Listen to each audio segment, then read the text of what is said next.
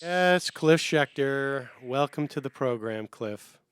Thank you, Sammy. How are you, buddy? Well, I'm pissed. And I know that you're pissed. And, we saw this coming from, several miles away. But we are there now on a day where there is incredibly bad job numbers.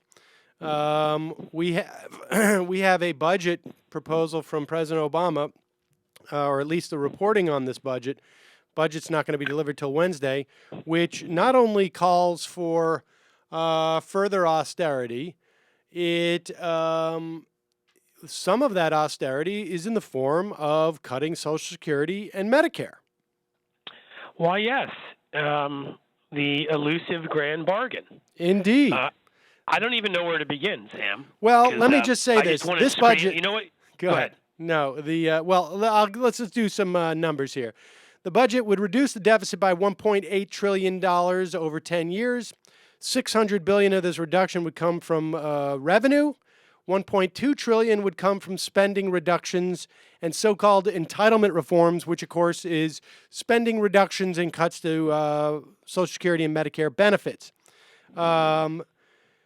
It would cut $200 billion. $400 would come from healthcare savings or cuts. $200 billion would come from farm subsidies, federal employment retirement programs, postal service, and unemployment compensation system. So that's those are pretty bad cuts as well. It would pay for expanded access to pre-K via a tobacco tax. It would set limits on, and this is a drag for you, I know, but you cannot, as an individual, according to this budget, put more than $3 million in your IRA. Sorry for that bad news for you, Cliff. MFR. And it would stop people from collecting full disability benefits and unemployment benefits that cover the same period of time. This, of course, at a time where we have record number of people outside of the workforce. And in fact, the unemployment rate just fell because enough people decided to stop looking for work. Exactly. And so we know that this, let's talk about this CPI just for a moment to reiterate to people. This is going to constitute, for the average retiree over the course of 20 years, a 3% cut in their benefits. If you live to your 90s, you would get a 9% cut. In your benefits of Social Security. It will save $130 billion over 10 years. So a drop in the bucket in terms of our budget, but of course, not so much if you are living on $14,000 a year in Social Security payments. Cliff, what is there to say at this point? What there is to say is that this whole process is absolutely absurd. I swear to God, I feel like we're in like that first of the new Batman pictures where what's his name, Ra's al Ghul just says they have to basically destroy the entire city of Gotham because it's become so corrupt. Let me make sure people know I'm speaking metaphorically. I'm not calling for violence, but at this point, Washington. I mean, when you can sit there and watch the carried interest loophole not being closed for the Mitt Romneys of the world, and you can watch a literally crony capitalistic system that allows the pharmaceutical companies to basically rip people off through Medicare because the government isn't allowed to bulk negotiate for drugs, and so many other things we talk about. This is so obscene and absurd. It's hard to even put a handle on it. It's hard to know that wealthy people, that they're still writing off their mortgage interest on their second houses. Right. I mean, there's just so many things that are absurd right now. Mitt Romney's wife wrote off $77,000 for a freaking horse.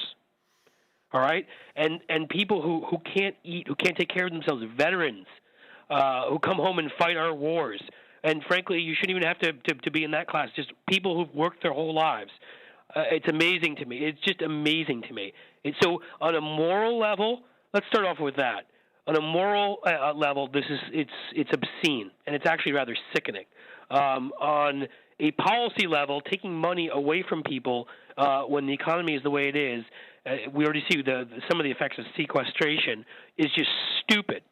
And politically, again, I watched Obama during the battle over guns and some of the other recent battles, and I thought maybe he'd learn something, maybe, possibly. But here we are again. We're back to the place where, and again, this is taking aside the actual morality that I just went through of this. But if you're ever going to offer something up, you don't come out and offer it up and start there. Well, I mean, Ever. look. I mean, the point is, I would never allow chained CPI, no matter what the Republicans offered, because it's immoral. But still, take that aside for a second. From a pure negotiating political, perspective, to start off there and not even have a Republican stand up with you and say, we're willing to get rid of the carried interest loophole, or we're willing to do, whatever, is just insane. Well, okay. Now look. Wait a second. There's two ways to look at this.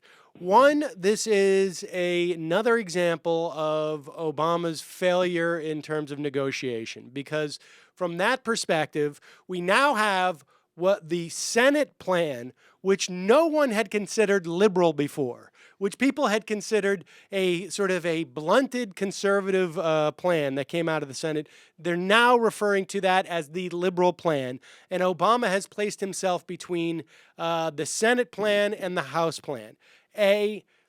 That's one of the implications. Two, the other implication in terms of a negotiation is this is the starting point. We have already seen in the hours in which this was reported, we've already seen Boehner come out and say this plan's a joke. It doesn't go far enough. Why isn't it just? Exactly. I mean, yes, okay. But with that said, the implication in saying that this is a poor negotiation tactic is built on the assumption that President Obama wants something different from this. That President But let me be clear. I want to clarify that, because he does want this. So I'm not saying it even as a negotiation tactic. I'm saying politically, just in terms of helping your own side, assuming you want to do that, and that you want to actually get your priorities passed because you want your people to be in office, passing those, if it's immigration reform or guns or whatever it might be. This is just about the stupidest thing you can do, because I'm not talking negotiation now, because I believe he wants it, so it doesn't really matter.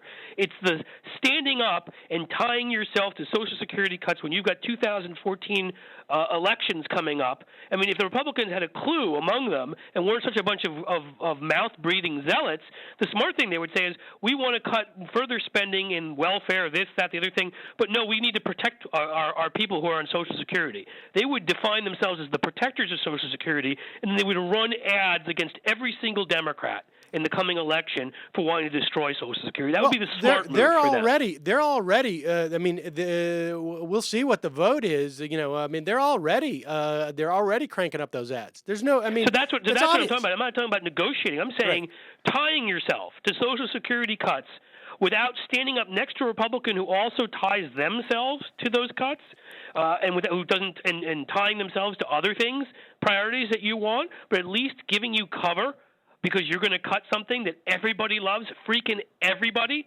I mean, on the level of when we've talked about the percentage of background checks on guns, there's very few things that poll in the 80s and 90s. This is one of them, Social Security. Again, it's absurd. It is so stupid.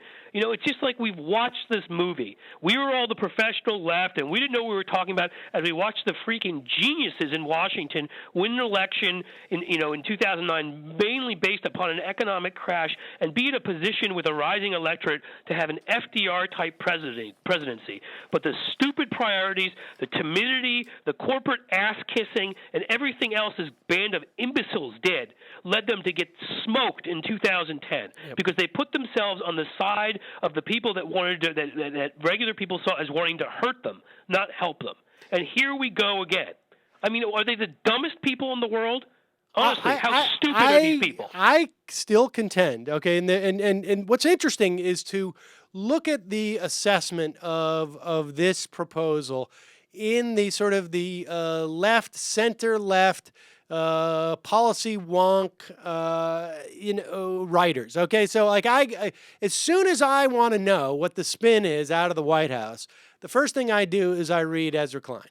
And so no, I mean that's what I do. I mean, and it's that he has access. It's not a reflection necessarily on him per se, but and he may not. He is been very clear that he thinks this is a bad proposal. That's fair, yeah. But with that said, he will also then deliver what the White House spin is on this, and we see it also from a guy like Greg Sargent in the Washington Post, and so we see this echoed. Josh Marshall also presents this argument, and it's lifted essentially. The New York Times has it today. The Washington Post in their print edition has it today. What we're hearing from the White House is that we don't like this CPI, this chained CPI. We know it's a bad policy, but we're giving it to the Republicans because they wanted it. And so we want to meet them and we want to show that we're willing to do this. We don't expect that the leadership is going to, speaking of the Republican leadership, is going to accept this because it calls for new revenues.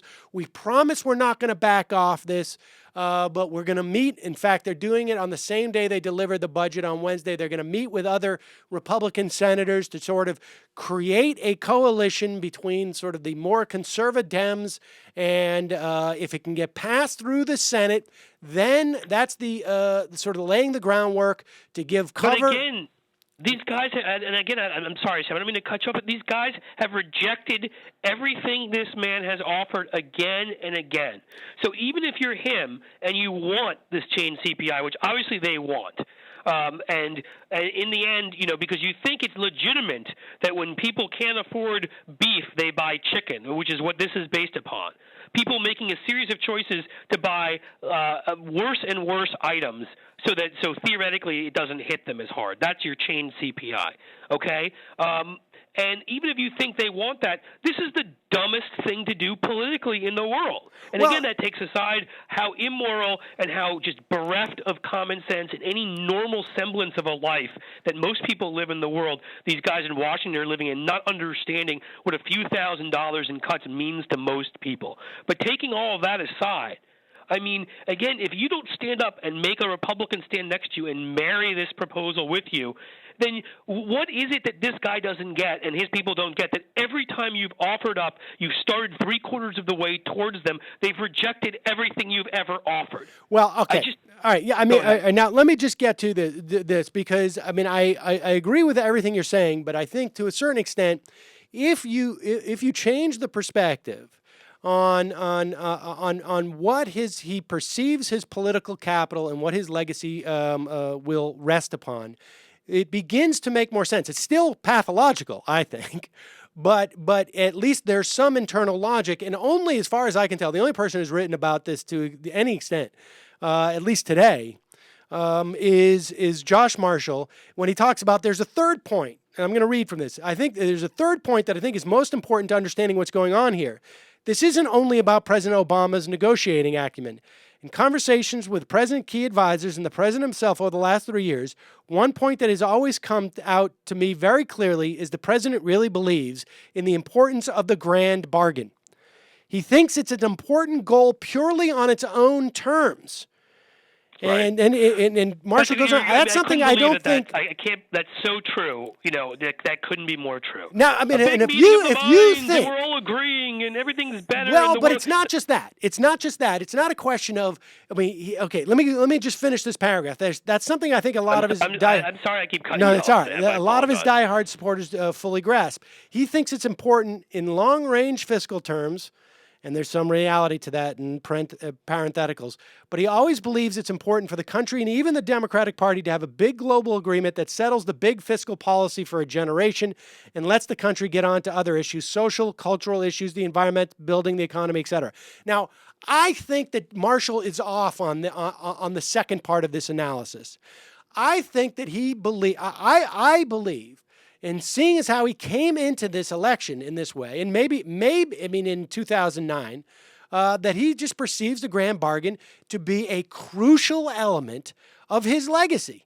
And the idea that somehow this would resolve something, to settle on this grand bargain now would resolve something, I think is silly. But again, even if he thinks it's an important part of his legacy, what the hell at this point makes him think these people will agree to anything? Well, but the point is, I don't think he could offer up the entire Social Security program and the entire Medicare program, and then just because President Obama, the guy from Kenya, was doing it, they'd reject it. Well, now wait a second. Now wait a second, because here's the scenario I think, which I think is a very plausible scenario for this to get passed through, and that is the Senate strikes a deal. Okay.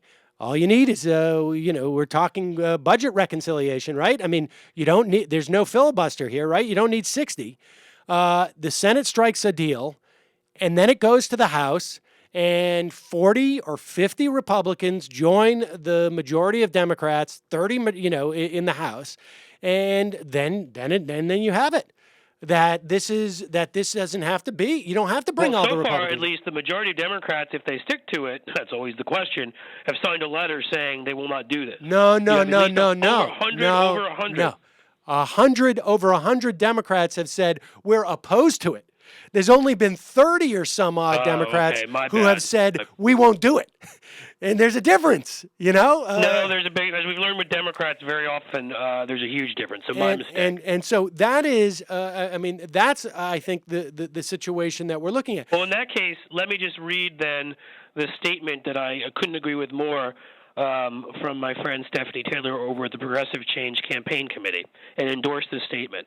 You can't call yourself a Democrat and support Social Security benefit cuts. The president is proposing to steal thousands of dollars from grandparents and veterans by cutting cost of living adjustments, and any congressional Democrat who votes for such a plan should be ready for a primary challenge. Social Security is the core of the progressive and Democratic legacy. The president has no mandate to cut these benefits, and progressives will do everything possible to stop him. As far as I'm concerned, it's kind of like what I've said with background checks. That's 90% support and some other things. There are some things that if you're not willing to go with, you're not a Democrat as far as I'm concerned. You're not even a freaking human being. And anybody who goes along with this, I'll join in any effort that is mounted to find primary opponents. And if not defeat them, make their lives as miserable and difficult as possible. Well, seconded. And I think, frankly, there seems to me to be 3 inflection points here. One is to make sure that this deal does not get through the Senate. There is a decent-sized caucus in the Senate that have said that they will not, Democrats, White House, Sanders, and about 10 or 12 others, I think, have signed a letter that said we will not vote for this type of deal. That's inflection point number one. Another is, of course, making sure that Democrats do not provide the majority for this if it was to get to the House. And then the third is, frankly, and sadly, I think it's one of the more successful because, there's a theory out there. I think it was Jonathan Chait wrote that in staking out a position of a balanced approach, that President Obama unwittingly basically made it impossible but basically saying by President Obama staking out the position, we need to compromise. It made it unwittingly, he made it impossible for Republicans to actually do anything because they have to be seen as beating President Obama. So if they just enter into a compromise, regardless of the terms, that was what I was saying before. That was exactly my point. Which is, it doesn't matter what, if he calls it a compromise, if he says, meet me in the middle, whatever that is, these guys, because of their base, because of the way these districts are drawn, because of their scared, being frightened of getting hit from the right by the nuts in their own party, they can't be seen as compromising with him, and they're not going to. So that's it, or at least the vast majority of them. So it just doesn't matter what he offers. Well, yes. So from our perspective, the answer here is to make sure that the right gets so hyped up that they don't allow their representatives to vote for anything like this. Now, the interesting there you go, people. There's your task. Tweet it, your favorite righties, and start calling them wimps for the fact that they're going to sit down and compromise with President Obama. Right. Yes. Why don't you just meet President Obama halfway and shake hands? Why can't you just come together? Yes. Why can't you just hug Hugo Chavez for a moment, even though he's passed away? Now here is how Greg Sargent is saying what the challenge is to liberals. And this again speaks to the box that I think the Obama administration wanted to put people who disagree with these cuts on Social Security, disagree with the grand bargain, the box they wanted to put them in. We know I've repeated this ad nauseum at this point, but I will repeat it again because I don't hear anybody else pointing this out, but the sequester itself was designed, according to Gene Sperling, to bring about this result. And yes. here is Greg Sargent, I think, not necessarily sort of consciously or acknowledging that this was the plan from the Obama administration from the beginning. And he prefaces it by saying, I'm not defending this thinking, I'm simply detailing. In my view, it's not clear yet the sequester will shape up as enough of a political liability to force Republicans back to the table. And then he frames this question. Liberals who oppose Chained CPI need to start thinking right now about how to answer this question. Which is worse, a grand bargain or continued sequestration? I was saying this a year ago. The bottom line is it's going to be just as hard for Democrats to swallow the sequestration as it will be for Republicans. And so this is a leverage against Democrats as well as Republicans. Sargent goes on to say, it's unclear to me that there is any other likely outcome. Either Republicans will decide whether sequestration or they will agree to some kind of deal to replace it. So liberals need a good policy answer to that question. No, that's not a policy question. That is not a policy question there. They're both bad answers. And it is a political question. Which one of those two things, of those outcomes, could get reversed and it could be resolved? And I think, to me, the political question here, and then necessarily the policy question, because essentially the question is, which one of these two children do you want to be killed? Right? I mean, that is, right. It's Sophie's choice right there, right? And I would say, let the sequester continue, because sequester continuing is the only thing of those two choices that could A, be resolved, and B, continues to put pressure on all parties to resolve it. If you cut Social Security now, there is no immediate response. In fact, the sequester teaches us, because now we're seeing how it trickles in, right? We're seeing the value from the establishment's perspective, from the conservative perspective, of having a policy that is delayed in its implications as to the pushback you get on it. And so this is like the rollingness of the sequester when you're talking about cutting Social Security, but on hyper intensified, if you were. Right. I mean, look, the sequestration sucks. It was a stupid policy from the beginning. It was based on the premise that let's force ourselves to do something, again, as if you're not dealing with a big boat of insane people who will never come and agree with you on anything. No matter the results, they've proven it before that they're willing to blow up our economy on numerous occasions. So it was, just believing that would somehow force people to be responsible that are basically a couple of children was just dumb. And again, right now, to me, so you're going to add Social Security to that? I agree with you. There may be two bad choices here, but the worst one is touching Social Security. It's the worst one. It's a terrible policy. It sets a terrible precedent. It is horrible for the people it's going to impact. No way. And here's how I would also why would anyone think that there's not going to be another attempt? If you give away these cuts to Social Security now, why would anyone think that over the next 10 years there's not going to be another bite at that apple? I mean, come on. Oh my God! Right? Of course not. It doesn't. $130 billion. This doesn't in any way deal with Social Security shortcomings. To the extent that you need to deal with those shortcomings that are 20 years out, the same arguments are going to exist to cut Social Security that exist today are going to exist the day after you sign this. So the bottom line is that this is no way is going to protect Social Security in the long run. It's not going to even do what President Obama says it's going to do, or at least what his advisors are telling reporters it's going to do, resolve these issues. Of course not.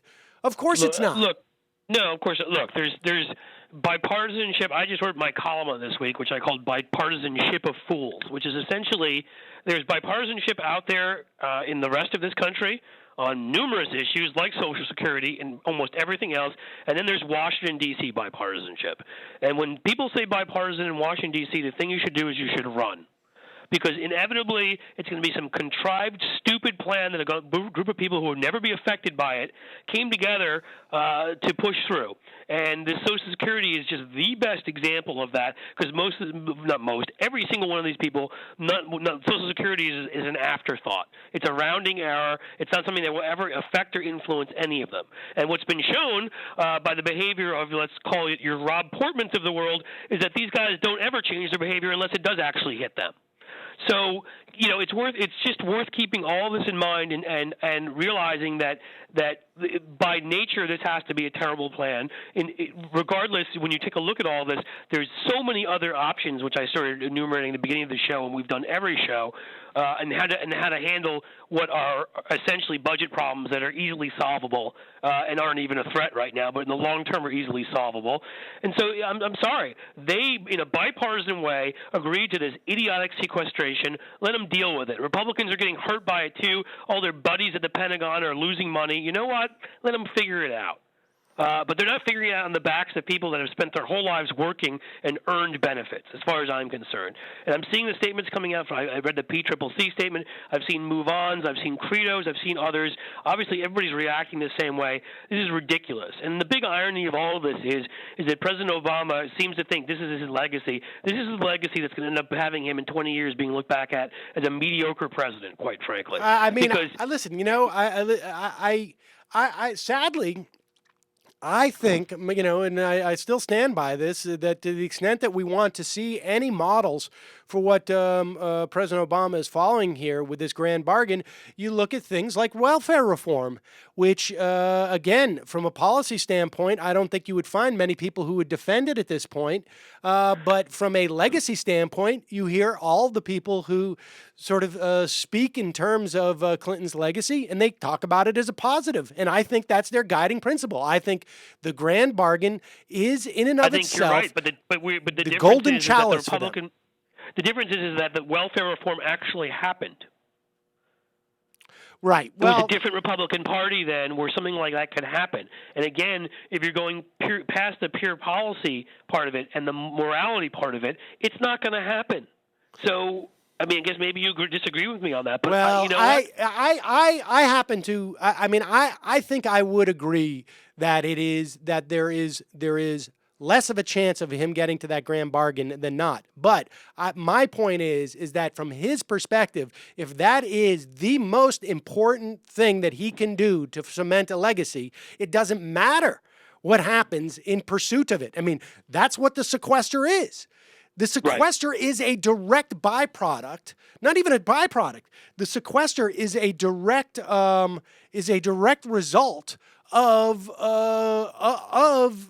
the pursuit of the grand bargain. And so I think that we have the sequester because of the pursuit of the grand bargain. And so from their perspective, this is sort of the plan B of the original plan. Plan A was propose the sequester, have that be the cudgel that forces people to go to the grand bargain. Plan B is the sequester actually kicks in, and then that is the cudgel that forces people to the grand bargain. And then, that they've got to carry out that plan. Right. I would also say this, Sam, which is there's still people who talk about welfare reform as a positive. There's a lot of pushback on that now. And I'm not sure about this. I'm just throwing this out there. People need to remember that the 90s were a different time, right? Where you had a right-wing media and you had a mainstream media, and that was it. The legacy was shaped by the 90s media, of Joe Klein types who loved welfare reform. Well, you know what? There wasn't a Chris Hayes on MSNBC back then, and it wasn't even an MSNBC that had anything close to a progressive voice on it. Nachman wasn't? Or anything else, and there weren't. There were sort of some progressive publications. Obviously, The Nation was out there and some others, but there wasn't what you have today. There wasn't the infrastructure on the left you have today. I don't know that there'll be a different. Obviously, there's still a lot of power in that mainstream media centrist complex. But the presidencies so often can get defined early on because, like anything else, you set an impression and it's hard to undo. That's what the right did with Reagan. And I'm just saying that the impression that gets set by a lot of people who write for a lot of big publications it could be different, and yet these guys don't seem to see that. That people point out again and again, any grand bargain that happens, if it does, which I don't think it will, is a failure. And I think that's on all of us who have any kind of microphone, and frankly, whether it's just your Twitter account or whatever else, to point it out. If Obama thinks it's going to be his legacy, fine. Let's see what we all have to say about your legacy. Because in the end, what your legacy is you bent over backward to corporatize your administration and do the dirty work of what the Republican Party should have been doing, which is why you got your butt kicked in 2010, and you've been sucking air ever since. And frankly, had you governed the way you ran, and had you held on to those majorities, expanded them by taking a more populist tack, man, you might have a hell of a legacy to point back to. I agree with you. I mean, we've said it time and time again. Hopefully, there'll be enough. Hopefully, there'll be enough sort of pushback here so that the Democrats in the Senate and the Democrats in the House don't allow this proposal to go forward. I mean, I don't know. It is. Well, and on some level, there's a lot of people out there, a lot of noise on whether it's here, on listservs I'm on, and statements being released, and so now it's up to us, and it's up to us to do whatever we can to make sure that they're going forward with this in any way, shape, or form, because President Obama doesn't have to run for re-election, but you know what? Every Democrat in the House has to, and a hell of a lot of the ones in the Senate have to. And ironically enough, I mean, I don't know if it's really ironic, but in some of these states where some of these guys are most vulnerable, in red states, are actually where Social Security tends to even be more necessary than it is in other states because they're poorer states. Right. So let's see what the Mark Pryors and Kay Hagans and Mary Landrieux and, Begiches and Baucuses, let's see what they think about this. They're all up for re-election. It may not be so good for them, for everybody there to know that they've taken a stand to cut your Social Security. Yeah, I just think that's just a huge political loser for 2014. I just think that, frankly, my sense is that for the administration, 2014 is not as important as we might think that they think it is. I mean, I think we see a lot of fundraising going on by President Obama right now, ostensibly for 2014, but what that doesn't necessarily mean that for President Obama taking back the House or maintaining the Senate is job number one. It means, what can I give to the people who are running in those races so that they will vote for something like this? And then if they win, they win. But if they don't win, they don't win. If I get my grand bargain, I get my grand bargain. Right, but I would say, well, again, and they just, maybe too dumb as they were their entire first term to understand anything politically, but if they lose a lot of seats in the House and it gets worse, which it certainly can, and they were to get slaughtered in the Senate, it could be a pretty rough last 2 years. Indeed.